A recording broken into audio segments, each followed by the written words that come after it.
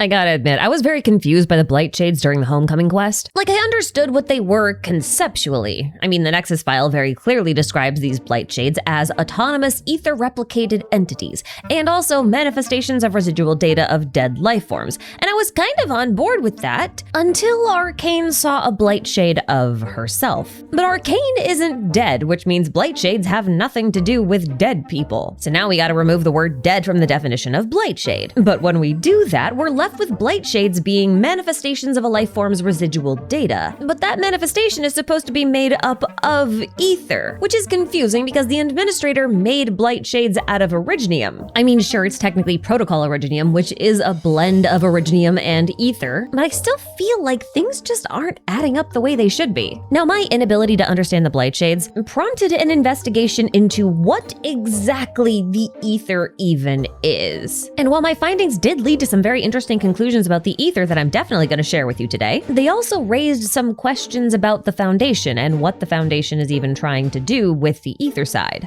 And just to be clear, we have very little solid information to work with, so while I will do my best to present whatever evidence I can, just know that a lot of what I'm going to present here today is going to be circumstantial conjecture. So consider this a reminder that this video will be a very speculative theory, born from my desire to make sense of all the big lore revelations that we had in the quest Homecoming. This is also your only spoiler warning, so if you haven't played Homecoming for yourself, you should. Even if that means you have to start playing Arknights Endfield. There's a link in the description box to get you started. And I gotta tell you, if there was a time to start playing this game, it is right now. Because the journey we take with Arcane into the North Wuling exclusion zone is a major turning point in the plot. It is very lore dense, and I am here for it. But now that's out of the way, we can finally begin talking about the results of my investigation into the Aetherside and the Foundation, because the motivation and origins of the Foundation can tell us a lot about the Aetherside. Now, the Foundation appears to have been established by a group of individuals who mastered the legacies left behind by the Precursor civilization, hence why the Foundation gets called a Precursor-affiliated organization. Now, in case you didn't know, the Precursors are what we call the spacefaring race of humans that colonized both Terra and Talos II,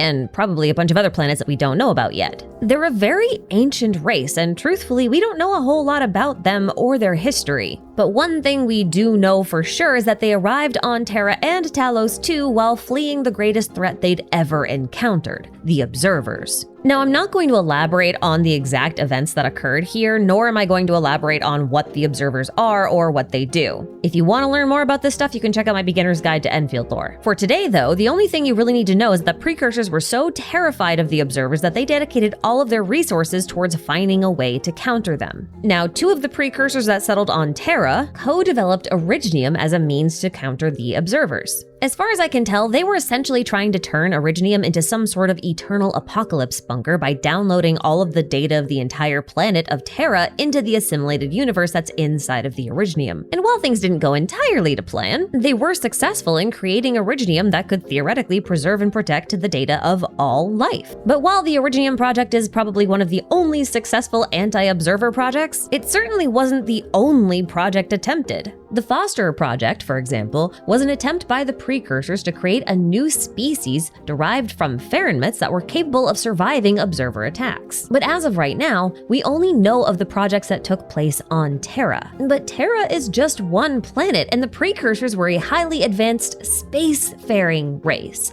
So it's very possible, if not likely, that they also had other projects in the works on other planets. Planets like Talos 2 and potentially 5. And if that is the case, then the reason why the Precursors created and deposited stargates on an otherwise scattered assortment of planets across the cosmos could be because they needed a quick way to jump to other Precursor experimental sites. After all, traveling to other places via a ship takes a very long time. Now, given the prevalence of the Aetherside rifts on Talos 2, I think it's very possible that the Precursors who were on Talos 2 could have been pursuing an anti-observer project that involved the Aether. This is, of course, circumstantial evidence at best. After all, there doesn't seem to be any evidence that the Precursors had any knowledge of the Aetherside at all. But take another look at those stargates. These stargates basically behave just like the teleprotocol network. And those warp points within the teleprotocol network are made out of protocol originium. And protocol originium is made from blending originium with ether energy. Originium does not have the ability to let you jump through subspaces on its own, so you have to assume that ether is at least partly responsible for this whole spatial manipulation feature. With that in mind, take a look at these two active stargates and notice how similar they are to the Very Large Rift, which is a portal into the Aetherside. Now, the Nexus files describe the teleprotocol network as being a more advanced version of the stargates. This not only confirms that the stargates and the teleprotocol networks work on the same principle, but also because Originium didn't exist when these stargates were built, we can only assume that it's the ether principle that these stargates are operating on.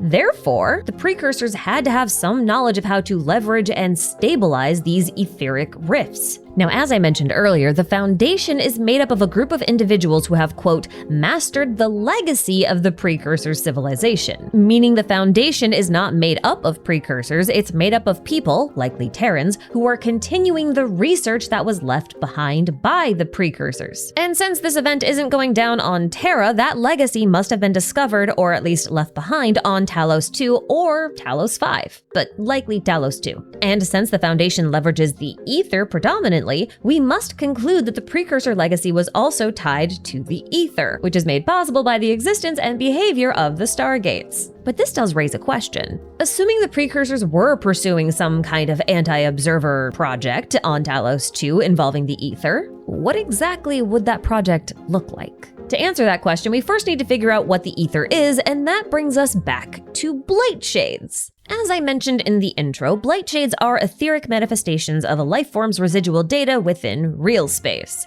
and they only appear in areas where the ether activity is high. This makes them sound a bit like ghosts at first, but Blightshades can have solid form, and we know this because we can not only fight them, but we can also crush them with rocks. And I know that this doesn't really sound odd at first because it's easy to assume that Blightshades are simply made of some weird matter originating from the Aetherside, except I'm not really sure the Aetherside even has matter. Not natively anyway. See, according to the Nexus files, Blight, which is considered a physical form of the ether, is actually garbled up matter from real space. The file says that when matter from real space gets swallowed by the Aetherside, it eventually gets spat back out again in the form of Blight. So it's actually very likely that all matter in the Aetherside actually comes from real space. But if the Aetherside has no native matter, then how could you have an etheric manifestation? There wouldn't be anything solid to manifest with, you know? Now, the Nexus files don't really have a lot of definite bits of information to offer us here, partly because the Nexus files is mostly full of in-game scientist theories. But there is one definite observation I've found within the Nexus files that might shed some light on the true nature of ether. The line in question reads, unlike physical matter, energy flows unidirectionally from the Aetherside into real space through potential energy conversion. This phenomenon occurs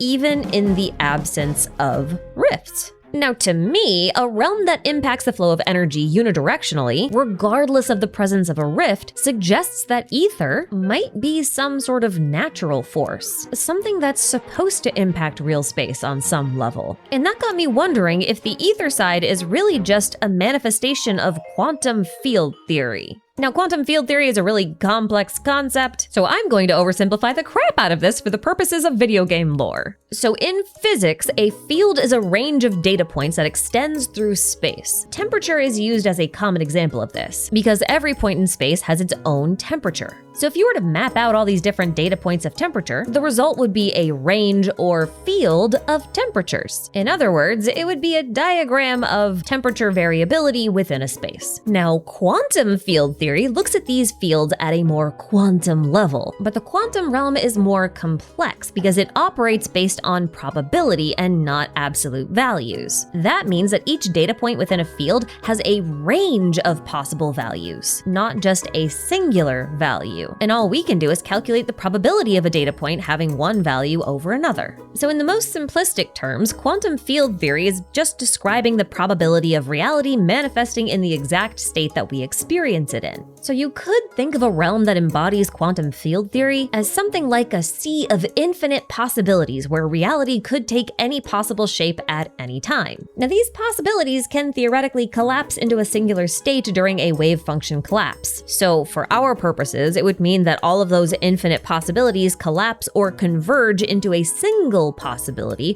which is what we observe as objective reality, aka the most probable outcome of a quantum field. Now, if we apply this concept to Endfield in the most simplistic way possible, then the Aetherside would be a realm of infinite possibilities and thus represents uncertainty, whereas real space would be a realm of limited possibilities brought about by uncertainty collapsing into certainty. But while uncertainty can collapse into certainty, the reverse can also be true. A system's certainty can be broken down by introducing a sufficient amount of uncertainty into the system. And I think that's what happens when the Aetherside interacts directly with real space through the rifts. Basically, the Aether is introducing uncertainty to stable or certain systems, and that causes those systems to break down. That's pretty consistent with what we see in-game, and it would explain why you get blight from mixing Aether with real space matter. Real space matter exists in a certain or stable state, but when the Aether gets a hold of it, it introduces uncertainty into that system, causing the shape of that matter to fall apart. And the end result is blight. Now, I think the Foundation figured out how to leverage this power of introducing uncertainty into a stable system to sort of transcend the boundaries of reality. Let's take another look at Nefereth to show you what I mean. When we last fought her, Nefereth used the Aether to transform her body into that of a dragon, which is apparently how Nefereth perceives herself, at least if the enemy description is anything to go by. And this is really interesting because it showcases how Aether can be used to manipulate the shape of one's body. If we follow this logic of the Aetherside being a realm of infinite possibilities, then Nefereth is effectively using the Aether to change the state of her body into one where she becomes a dragon. She's found a possibility within this realm of infinite possibilities where she does become a dragon, and then she manifested that into real space. Ardashir, on the other hand, used the Aether to repair his body. Whenever his body's state was set to injured, he could use the Aether to question the certainty of his injury. So he's leveraging that possibility within the realm of infinite possibilities that he wasn't injured. And then he manifested that into real space. That's why it makes sense to me that he could only really be harmed by Nefereth when she stabbed him with the Aether. The presence of Aether being controlled by another person probably prevented him from influencing his own body's physical state. And all this makes me think that the precursors were trying to leverage the Aether's uncertainty principle to change their own fate, but they were unable to do so and ultimately met their end, leaving the Foundation to pick up where they left off. And I think the Foundation only mastered this legacy because they had access to the Originium, which the precursors did not. As I mentioned earlier, Originium is a stable storage method of all types of information, and it represents true certainty, the antithesis of uncertainty. In other words, for the Foundation, Originium would have been a means to tame the Aether, a way to choose which certainty would be the final outcome of any given situation. And I think that could make countering or even conquering the Observer threat a real possibility. Now, with all this in mind, I'd like to go over what we know about the current timeline of events, because it sheds some light on the relationship between the Foundation and the Administrator. So in Year 0, the Terrans arrived on Talos 2 via the Stargate. We know that the Administrator was born within the first few years, but what's very interesting about this is that the mysterious lady the developers call Young Death is apparently the Administrator's sibling. Now, this could be biological, although that's a bit odd considering they're vastly different races, or it could be symbolic, which is possible if both were a part of the Foundation family.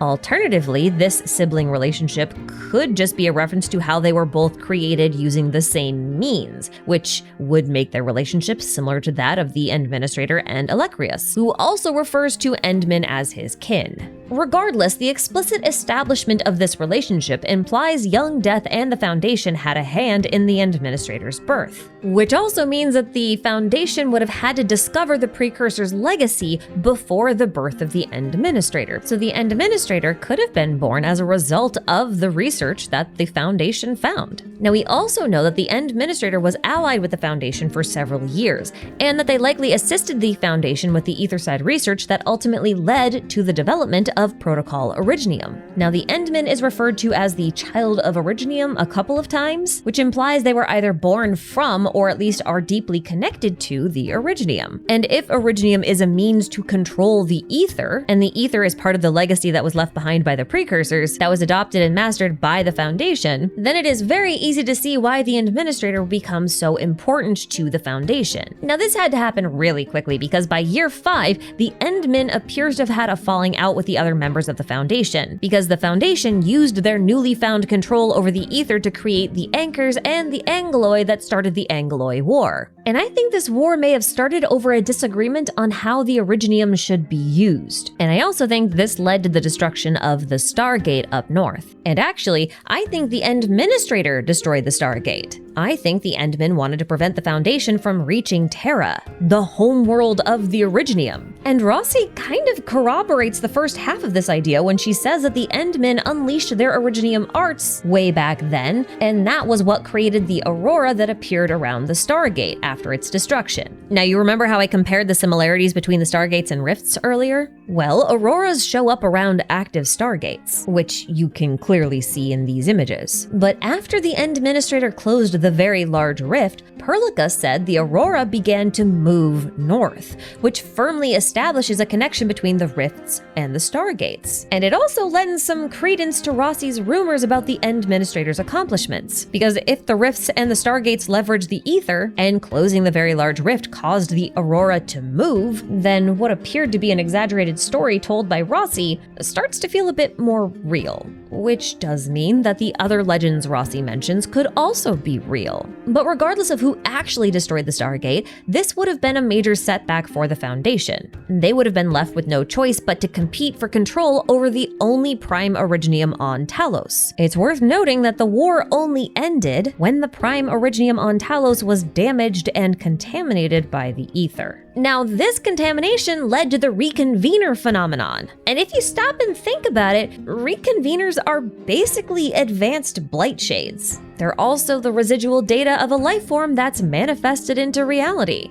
And it seems like the only reason they could even leave the Originium wood was because of that Aether contamination. And now that scene with the Endmen manifesting Blightshades using Originium makes sense. The Blightshades are just simpler, less complete types of reconveners. Kind of. Well, conceptually anyway. Now, after the Angoloi War, the Foundation appears to have vanished, and the people of Talos 2 thought they were gone for good. But I think they weren't gone at all. I think they left Talos 2 and set their sights on Talos 5. Now, this is mostly conjecture on my part, but Nefereth did say that her next destination is Talos 5, which means she thinks there's something important there. But it's also worth noting that Talos 5 is no longer in real space, it's in the Aetherside. And if Rossi's rumors are indeed correct, then the Administrator was the one who put it there. Now, there's literally no reason for the Endmen to throw a moon into the Aetherside unless that moon was somehow a threat to Talos 2.